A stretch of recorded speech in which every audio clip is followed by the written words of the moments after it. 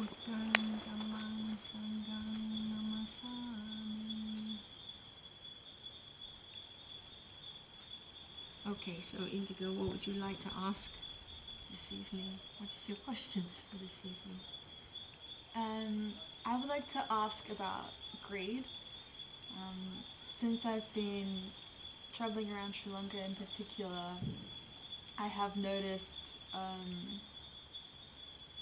some kind of innate greedy behavior I have, or ways of thinking, which is very normal where I come from. And I wanted to know like what Buddha says about greed, and the nature of it, and how we can free ourselves from greed. Okay. All right. So,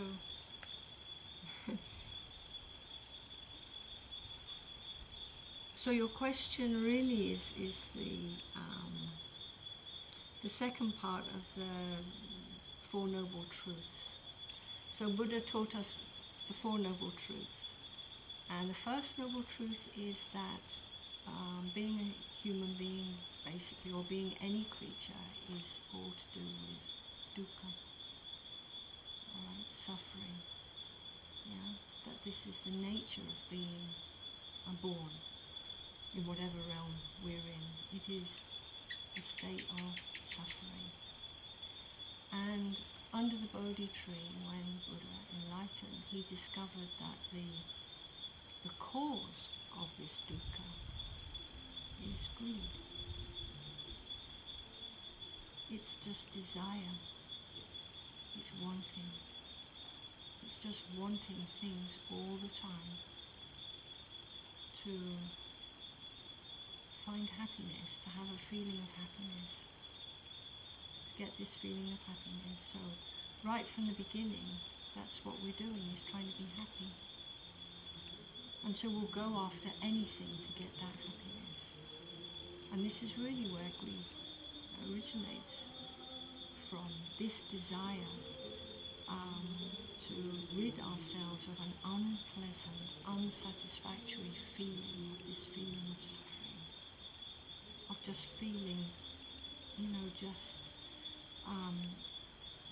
just unsatisfactory. That's the thing. There's just a feeling that things are not quite all right, isn't it? Something, that we need to get something. We need to have something to feel better. And so this is the constant cycle that we're in. As soon as we get something and we've fulfilled that need, that food, let's say, in the morning, so you fill yourself up, and then what happens? Then there's a need to do something else. Oh, quick, check the phone. A need to see, did that person reply? Did you get an answer? Did you, so there's some sort of need in that. And then as soon as you've done that, then it's a need to do something else. And then go to drink something, go to the bathroom, and a need to do this, that, and the next thing. And then, it just goes on and on and on all day long. That's all that we're doing, is just following our desire to find some happiness, find some relief from our suffering. Because we don't really know what suffering is. And we don't know the cause of the suffering. So we're just greedy. And some people are much more greedy than others. Some people are more angry and prone to anger and sadness and that kind of feeling within themselves. And other people are much more prone to just being just greedy, just wanting all the time. It's just never ever ending. And especially nowadays with the internet the way it is, we can think of something that we want and you can have it, and a couple of hours later, there it is. It's being pushed through your letterbox. You've got it, whatever it was. And so this is the thing that we nowadays, the desire to have something, that satisfaction, fulfillment of that greed is satisfied very quickly. And so we can get these high peaks, as we were talking yesterday about, getting something, so you reach that you know, that peak of feeling, and then there's that crashing, low down feeling, you know, oh, now what? And of course, and then the dukkha feeling starts coming again, and then it's after something else. It's constant, it never stops. And so this is really, you know, what Buddha discovered, that the whole nature of being born as a human is, or any creature actually, is about wanting to get something, having to satisfy this form. This form is always wanting something through the senses. Want to see something else, want to hear, oh, I want to hear that a little bit more. Tasting things. You know, you taste something and then you want it again. You smell something.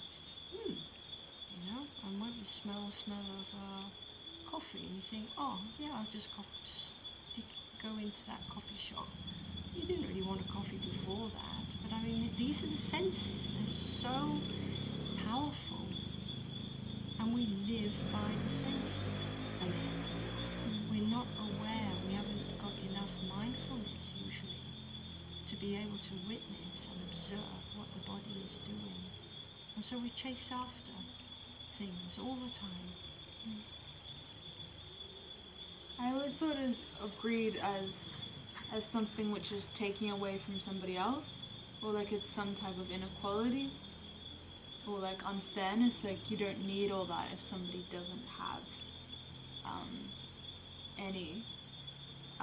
But the way that you're describing greed just seems to be very self-oriented, like you're not even taking into consideration other people's, how much other people have. Yes, well, I mean, you know, it's true. Some people do have much more than others. That's absolutely right. But in this context, when we understand how the mind is working, that it's constantly going out to get something, everyone's doing exactly the same thing. Okay. Everyone's doing the same thing, because that's the nature of them, of these, you know, of this mind when it hasn't been trained well. It's constantly going out, chasing after things. Yeah. On a hamster wheel. Yeah, definitely. Just going, spinning all the time. You know? And it's a very, when we recognize it, it's a very uncomfortable energy actually. This greed. It feels very, very unpleasant actually. You know? It really drags us about. You know, you can see it. It's quite easy to see anger, the coarseness of anger, because we can tell when we're really angry usually, because if you're really, really angry, you feel really hot, your head starts throbbing, you feel uncomfortable, your voice is raised, your heartbeat is raised. It's very clear to see anger. It's a coarse energy, so it's quite easy. It's easier to manage it. But when somebody is a really greedy person, and you actually observe a greedy person, it's very uncomfortable. You can see the discomfort in someone. You know, and when we see it in our own self, you know when it's coming, and then when you can see it, you can feel it. It's very uncomfortable, and it urges you on to get things, whatever you want. It's craving, it's desiring for all sorts of things.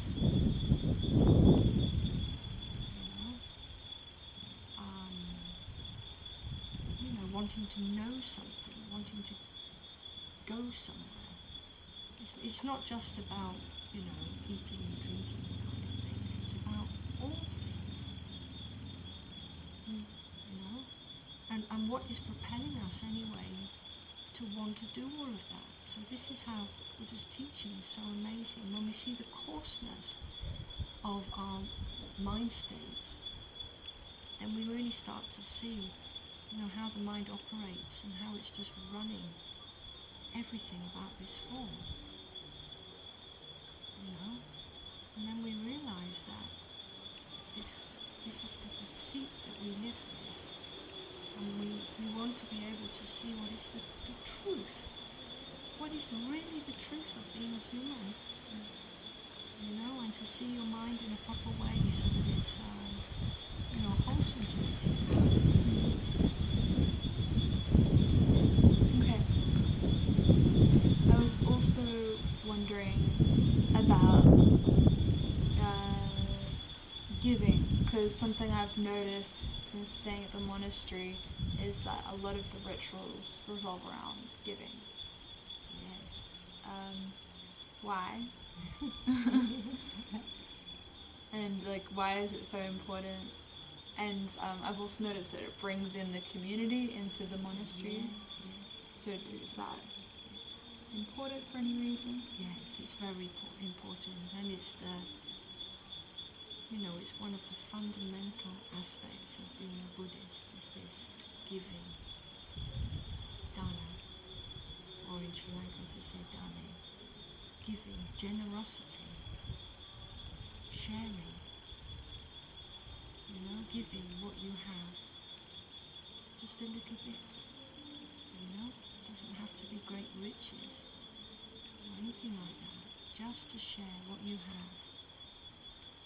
There's a fantastic, wholesome quality that comes into the mind when you give from the right place.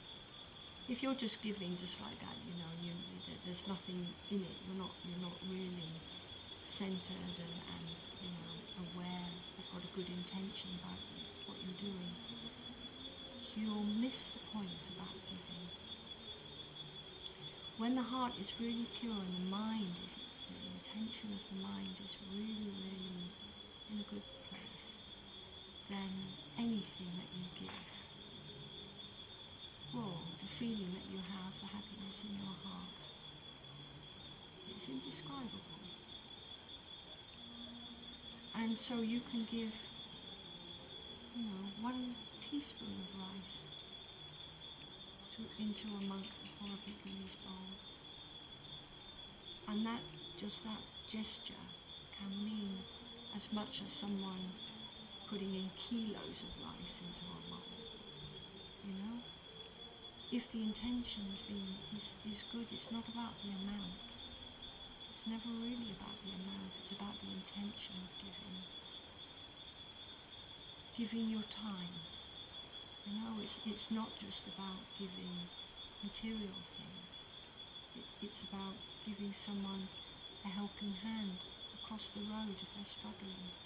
Helping a mother, when she's got a toddler and a baby and shopping and it's very windy, and it's all getting a bit difficult. Give a helping hand. See, it's giving. There's so many aspects every day when we can give. So giving to others actually helps the giver. Yes. More than the person receiving. It's a mutual thing. It's beneficial to both. Because the person giving is coming from a really good space then in that case. They're coming from a good place in their heart, right? So they're giving, whatever it is they're giving. And, the person is receiving. And as you've seen here, because renunciant, we require food to be given to us every day. So this was a fantastic thing, that the Buddha had this tradition, very deeply in his Sangha, that there's always this contact between the monks and the bhikkhunis and the local people every single day. Even if you go off to the forest to meditate, you need food because you cannot keep food. Yeah? So the monk or nun has to come out from the forest, come to the village, and have this mutual relationship of walking through the village serenely, quietly, focused. It's very, very dignified. It's very elegant when you see that. Yeah, really focused, still. And that's a wonderful thing to see that. There's been many, many disciples during Buddha's time and since who have become Buddhists simply because of seeing disciples going on the alms round. Because it just looks so impressive, you know. Who is your teacher? Where? What? You know, who is teaching? Who are you? You know, what kind of people are you?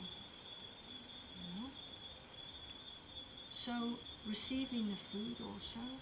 Maybe there's a question that a person in the village really needs to ask. And then, you know, come up to the monastery later on and, you know, listen to a Dhamma talk. So this is the reciprocal, you know, giving and receiving and giving all the time. So it means that the bhikkhus and the bhikkhunis, they never become completely detached from lay people and the worldly life. They're still secluded in many ways because of their practice, but they are always receiving from the villagers and the people who come to support them. And that alone is a very humbling practice. Not until your first day when you go on a bindabat and people put food in your bowl can anyone know what that feeling feels like. Because if they don't, you don't eat. Right? So, you know, this is the feeling of being a complete renunciate, having nothing and having to rely on the pure-heartedness of others to put some food in your bowl. And as you've seen here, this is not a rich area. This is not like being in Colombo. These people come from very meager, you know, places, homes, and they don't have very much, but look what they provide for us. It's very impressive, isn't it? Yeah. And they make it with their heart, and they spoon it into the bowls in such a lovely way. And so this is, you know, this really is them practicing and wanting to give them metta. You were talking yesterday, asking about metta. Well, this is a practice of metta, isn't it? Definitely. And interesting, within the giving are many actual layers of giving. So the purest of all giving is giving unconditionally for nothing. For nothing in return, absolutely nothing. There are some people who give because they're hoping that they'll be born, because they're doing this, they're accumulating merit, and so in their next life, because they have done this all their lives, that possibly their next rebirth, because of this good feeling that they've had and this accumulation of goodness, that, you know, they're helping themselves to be born in having a good rebirth. So sometimes there is intention behind what they're doing, but, you know, the purest giving, of course, and even we know that ourselves. If you give something to someone in a pure way, just giving, it's a powerful feeling. It's uplifting, isn't it? Do you think there's like any connection between greed and giving? Well, there could be. Yes, there could be. Yeah. Like what you were saying about the cycle of always wanting more. Yes, and, you know, indeed, kind of that's right. looking like is the kind of the opposite effect of that giving. Well, it can be like that. This is why the the intention behind why we do everything. It's part of the Noble Eightfold Path. Is that we need to know why we do things. Why are we doing something? Yeah. Is there a wholesome state of mind behind why we're doing something? The purer the state of the mind is behind why you do things, this will have a much better mind state. If we're not in a good, if our mind is not wholesome, is an unwholesome state of mind, and the intention behind what we're doing is unwholesome, this will not reap any benefit whatsoever. Because we're doing it for all the wrong reasons. And unfortunately there are many things in the world today that people do, that are not good reasons. But they claim to be charities, and claim to be this and that, but they're not always as wholesome as they could be, because the intention behind the thing that they're doing is not really always as full of metta as it could be, and want nothing in return, just to give and give and give like this, purely, unconditionally. Yes. Okay, that was a great answer. Thank you so much. Yeah, you understand that one. Understand. Yeah. Yes. Okay. All right. Thank you. Yeah. Sadhu, sadhu, sadhu.